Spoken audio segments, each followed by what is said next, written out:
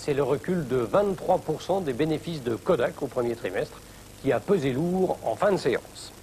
Le dollar, les banques centrales sont encore intervenues discrètement aujourd'hui pour freiner sa hausse, mais le billet vert à New York termine un peu au-dessus de ses niveaux d'hier, à 6 francs 39,50 contre 6,38,90 hier. Le métal jaune, l'once d'or fin, termine à 377,80 $ à New York, en recul de 40 cents. En Asie, Tokyo a mis la clé sous le tatami pour 5 jours, après avoir battu un nouveau record, le 5e consécutif. Ce matin, l'indice Nikkei a encore progressé de 0,48% et il s'approche tout doucement des 34 000 yens. Le Kabutosho, qui ne rouvrira ses portes que lundi prochain, confirme sa place de première bourse mondiale avec près de 45% de la capitalisation boursière mondiale, un chiffre approximatif mais impressionnant.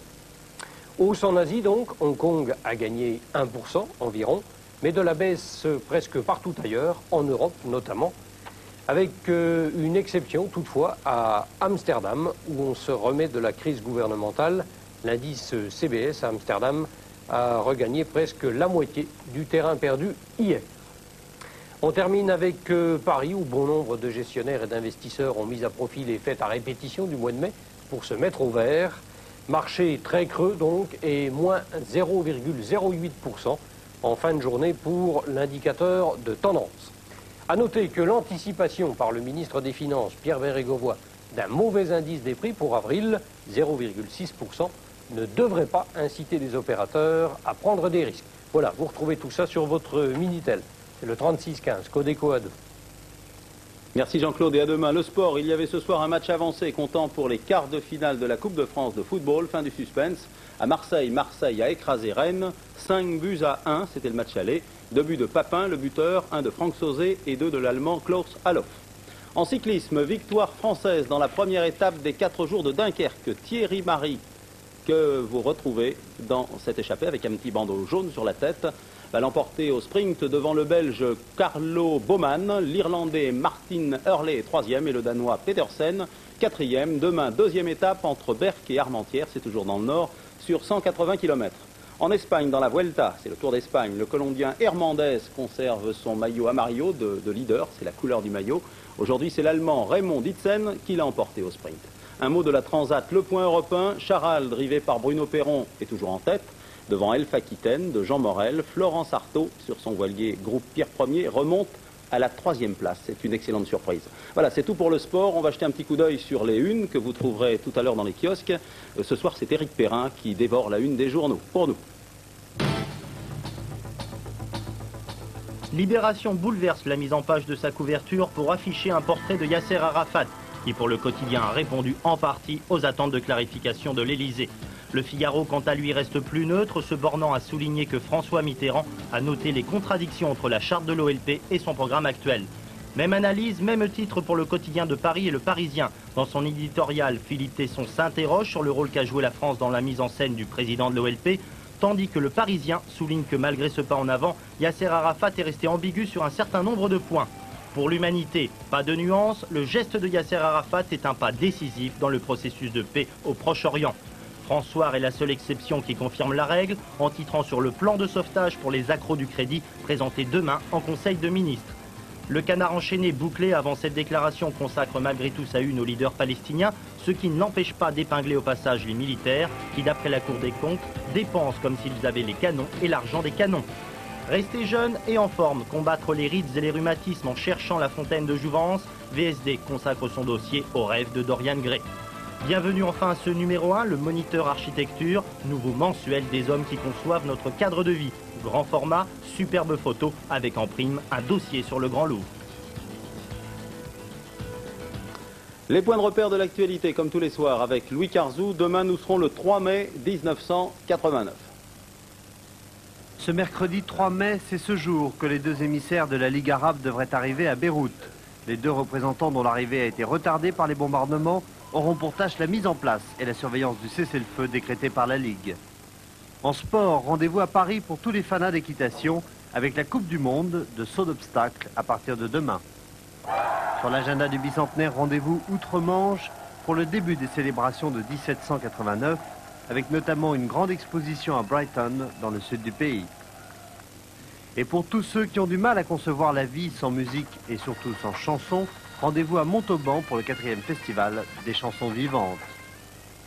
Voilà, bonne fin de soirée sur Antenne 2. Dans quelques instants, la météo et le sourire de Sophie Davant. Il faut dire qu'il fera beau demain sur l'ensemble de l'Hexagone avec des températures de l'ordre de 22 à 23 degrés. Ensuite, ce sera 60 secondes en compagnie du Comte de Paris.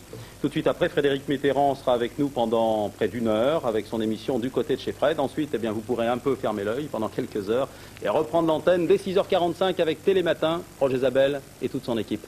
Bonsoir et à demain. On se retrouve demain aux alentours de 22h pour la première édition du Journal de la Nuit. Bonsoir et à demain.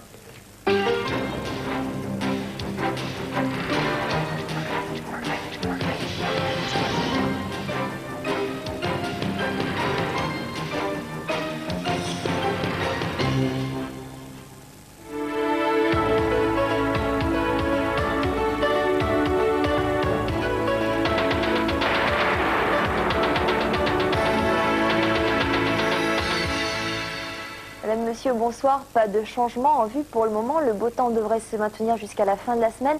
Ça se gâtera, selon la météo nationale, un petit peu à partir de vendredi, mais bien sûr, nous avons le temps d'en reparler. Pour demain, eh bien, c'est à peu près le même programme qu'aujourd'hui. Une carte tout à fait semblable à celle que nous avons connue aujourd'hui. Regardez, un grand soleil sur l'ensemble du pays, avec tout de même quelques brouillards demain matin sur les côtes de la Manche et le long des côtes atlantiques. Ces brouillards se dissiperont dès la mi-journée.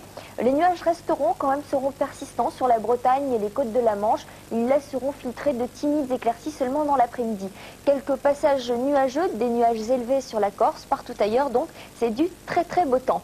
Les températures, dès demain matin, elles grimperont encore par rapport à celles que nous avons connues aujourd'hui, notamment dans le nord-est. On gagnera 3 à 4 degrés, elles s'échelonneront entre 5 et 6. Il fera 10 à Paris, 10 à Brest, 10 à Cherbourg et 7 degrés à Bourges. Quant à la moitié sud, ces températures s'échelonneront entre 6 et 12 degrés. L'après-midi, eh bien, on gagne encore 1 à 2 degrés. Ces températures s'échelonneront entre 16 et 21 degrés pour la moitié nord. Il fera même 22 degrés demain après-midi à Paris et de 20 à 23 degrés sur la moitié sud. C'est du côté de Toulouse, ici, qu'il fera le plus doux. Si vous voyagez, eh bien, regardez, là aussi, le soleil l'emporte très largement puisqu'il régnera sans partage à Londres, à Bruxelles, à Genève, à Madrid, à Lisbonne, à Vienne ou à Berlin. Il alternera avec de petits passages nuageux à Copenhague, à Rome et à Tunis. Et puis des orages pourront éclater dans la journée à Athènes où il fera quand même 19 degrés. Voilà, je vous souhaite une très bonne nuit et je vous retrouve demain matin. Merci de votre attention.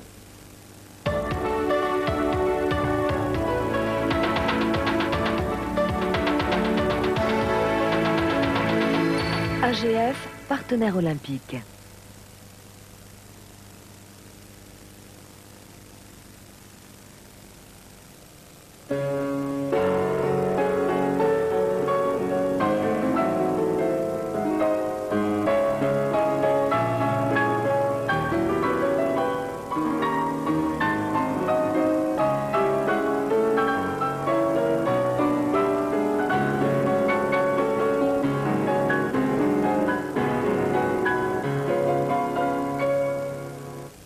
Bonsoir à tous. On ne lit pas assez les revues. Il est vrai aussi qu'on ne parle pas assez des revues. Il en est pourtant de fort intéressantes, comme la revue Commentaire, publiée aux éditions Julliard, et dont le directeur est Jean-Claude Casanova. Jean-Claude Casanova, vous êtes professeur à l'Institut d'études politiques de Paris, vous êtes éditorialiste à l'Express, et vous êtes donc le responsable de cette revue qui est trimestrielle. Inutile de vous dire que les téléspectateurs qui nous regardent, beaucoup n'ont jamais eu commentaire entre les mains et n'ont même jamais entendu parler de commentaires, alors que cette revue existe depuis 11 ans. Est-ce que vous pouvez nous dire le positionnement intellectuel, idéologique d'une revue comme Commentaire? Volontiers, elle a été... Numéro avril-juin 89, édition 20e siècle. Et je vous retrouve vendredi, apostrophe, sur un numéro spécial consacré à la guerre avec Jean-Claude Carrière, Jean Mabir, Constantin Melnik, Élide Saint-Marc et Olivier Todd. Bonne nuit sur Antenne 2.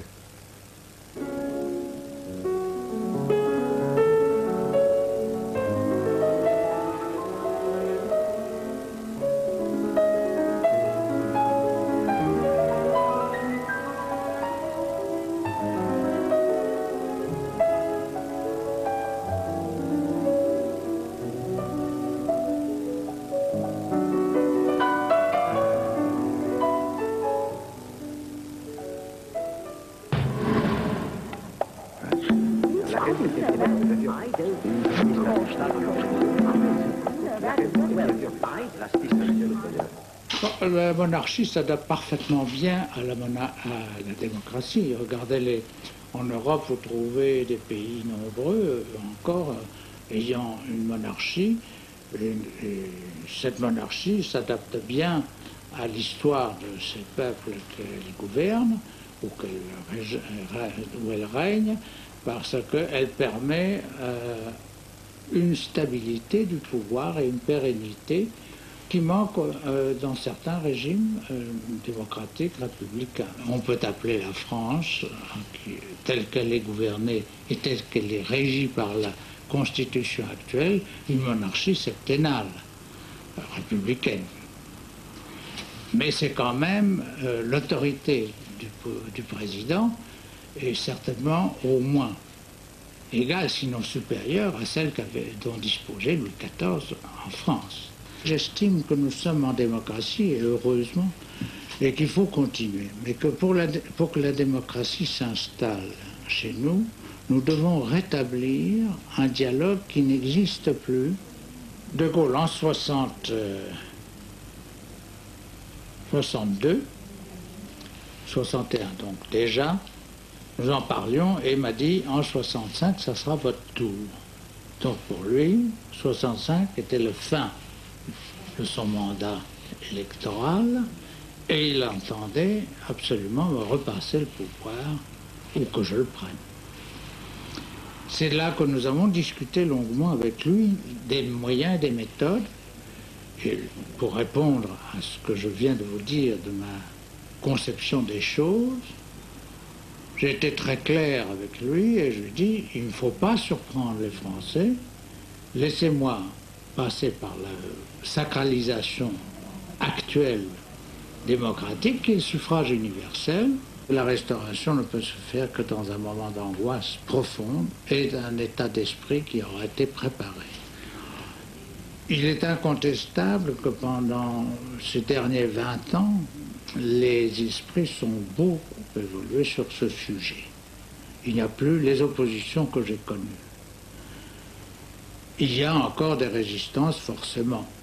Mais il y aurait un événement extrêmement grave et extrêmement préoccupant que les Français probablement accepteraient, si j'ai encore, si c'est prochain, et si je peux intervenir, accepteraient parce qu'ils connaissent un peu, malgré que vous disiez qu'ils ne connaissaient pas beaucoup, mais ils connaissent un peu qui je suis et ce que j'ai fait, et ils savent les uns et les autres que je n'ai pas agi par ambition.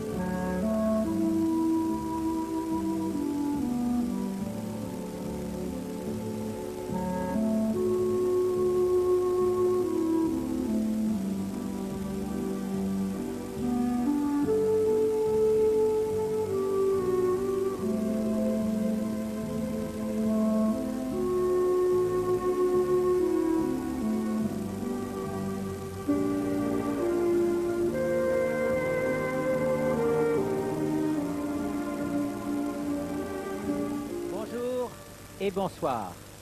Comme l'a écrit Niki de Saint-Phal, de sa belle écriture ronde de jeune fille sage qui s'enfuirait la nuit pour séduire des monstres, dompter des dragons et leur révéler candidement leur propre beauté en les rendant dociles et bons, la vie est un jeu de cartes. Nous sommes nés sans en connaître les règles et pourtant il faut jouer notre partie, coûte que coûte. La partie que joue Niki de Saint-Phal depuis 30 ans est magnifique sauvage et mystérieuse. En un temps où tout est toujours normalisé, expliqué et classé de manière à rassurer l'imagination et finalement à l'endormir, ses œuvres échappent à tout essai de rangement logique. Elle est là, vibrante et violente, puérile et gaie, comme une enfant qui aurait pénétré chez nous autres, les adultes, si fiers de nous croire grands, alors que nous percevons sous son regard que nous sommes tristes, inanimés, presque morts enfin. Elle est là et elle donne à voir, en insistant pour qu'on regarde. Le fameux œil égyptien des cigares du pharaon, de Black et Mortimer, celui qui était dans la tombe et regardait Caïn, brille dans toute son œuvre et nous rappelle comment nous savons si mal regarder, tandis que le temps qui passe et toutes les occasions perdues de vivre enfin nous ont, elle, bien à l'œil. Finalement, ce qui est le plus beau et le plus intéressant chez elle, c'est qu'elle nous oblige à quitter ces sillons du faux savoir et de l'indifférence où nous sommes embourbés, qu'elle nous entraîne vers tous les mythes si nécessaires à nos rêves, où se carambolent la Bible et les Marx Brothers, et qu'après, devant ces nanas, ces tarots, ces lumières, ces formes et ces couronnes et ces couleurs, elle nous rend enfin à ce que nous n'aurions jamais dû cesser d'être, libres. Voilà, ça c'est le petit compliment à Niki de Saint-Phal. Et je dois dire que j'ai eu beaucoup de plaisir à le faire parce que j'ai vraiment, on l'a senti, je suis sûr, une admiration très très grande pour Niki de Saint-Phal et je suis très heureux, c'est un honneur pour nous de la recevoir aujourd'hui. À côté de Niki de Saint-Phal qui va exposer très bientôt à la galerie JGM, vous aurez reconnu Jean Tinguely, son compagnon pour l'émission d'aujourd'hui et pour beaucoup des œuvres qu'ils ont faites ensemble. En face de Niki de Saint-Phal, Nicola Caracciolo. Alors Nicola Caracciolo est venu spécialement d'Italie car il est associé à une des entreprises les plus formidables de Niki de Saint-Phal qui est la création d'un jardin en Toscane. À côté de Nicola Caracciolo, mon frère, mon frère Jean-Gabriel Mitterrand, et oui, on n'est jamais aussi bien servi que par soi-même, qui est un grand connaisseur de l'œuvre de Niki de Saint-Phal et je me suis dit qu'il pourrait m'aider et m'appuyer dans cette émission.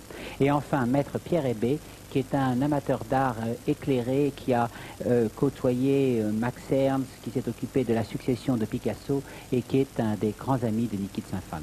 Alors, première question, puisque c'est quand même le jeu des questions et des réponses, ce qui est très frappant chez vous, Niki, c'est que à la fois vous avez un regard très très moderne sur tout le monde d'aujourd'hui et en même temps c'est toujours à travers des références à des mythes, à des légendes, à des belles histoires du passé. Comment ça fonctionne, cette rencontre?